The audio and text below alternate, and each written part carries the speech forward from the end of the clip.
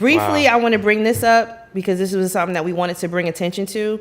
But then we need to get into our subject about the media because I think that's going to be a minute. But we just wanted to bring people up to speed, put you on game that this is something that's going on.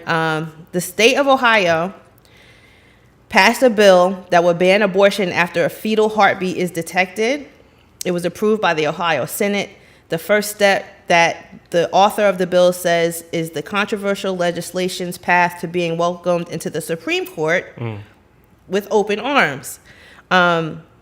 Legal experts say that women's rights groups say the bill has no chance of surviving in the nation's biggest court, but I disagree. I happen to agree with the people that think that if it gets to the Supreme Court, it would definitely gain some speed. The heartbeat bill would ban abortions from the moment a heartbeat is detected in a fetus, which can be as early as 6 weeks into the pregnancy. For those of you that have no concept of dates or time, 6 weeks is only like a month and a half. Yep, a month and 2 weeks. So there was a pro-life network, Faith to Action. Janet Porter, she's the author of this bill. She introduced the bill in Ohio in 2011, and needless to say, they are elated at the fact that Ohio is proposing this bill. And I think it's crazy, to be honest with you, especially in this hype sexualized culture that we're in right now. The city is so happy and so proud that that the soccer team brought the thing to the strip club. Babies made. I mean, I don't get it. I don't get how on one hand, especially in black pop culture, it's hypersexualized. And then on the other hand, in the Senate and in the local government, they're trying to ban abortion. Because when I was about 12 years old, my mama sat me down and she told me the only thing that makes you get pregnant is sex. I thought you were about to say something else.